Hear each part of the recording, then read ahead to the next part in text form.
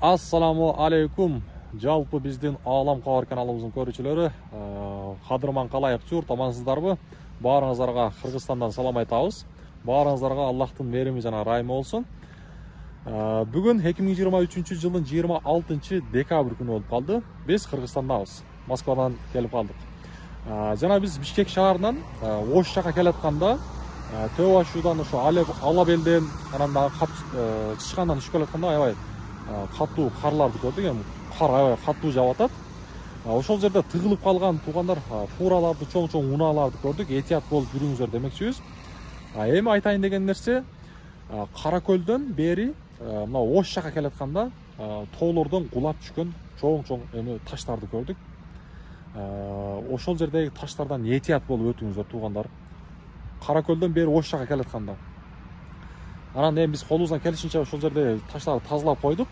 Ош жактан баратканда, Бишкек жактан келатканда ошол жердеги унаалар кыйла таштарга мындай урулуп, унааларга тоскоолдук болуп атат. Эсен аман өз көздөгөн жериңиздерге жетип алыңыздар.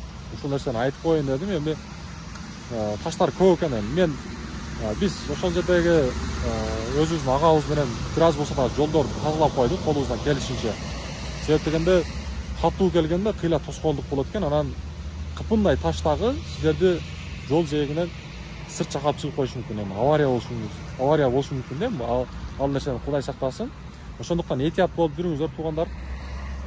Бул эч кандай баягындай өзүбүздү пиар кылуу максатта эмес. Сиздерге бир аз болсо да пайдабыз тийсе экен деген ойдо ушул нерсени айтып коеюн дедим туугандар. Этият болуп жүрүңүздөр. Ошол туугандар, баарыңыздар Аллахка аманатсыздар. Буюрса баарыңыздарга дагы бир жолу Кыргызстандан салам айтабыз. Ассаламу алейкум ва рахматуллах. Алда буюрса сонун кызматтарды кылабыз. Биз менен бирге болуңуздар.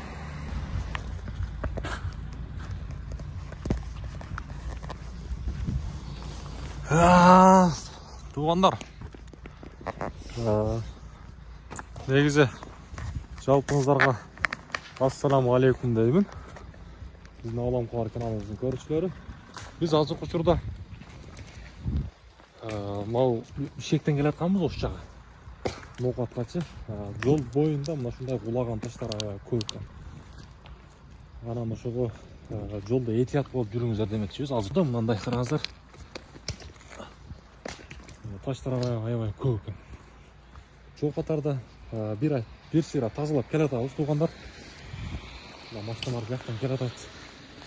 Ошого этият болуп жүрүңүздөр туугандар. Этият болбосоңуздар өтө кыйын болуп атат. Мына жамыр жаай берип, капчыгайдан жогору жактан түшкөн таштар эзилип, жамыр жаай берип. Мына чоң жолдо болбой калды. Бuyakta вообще страшно.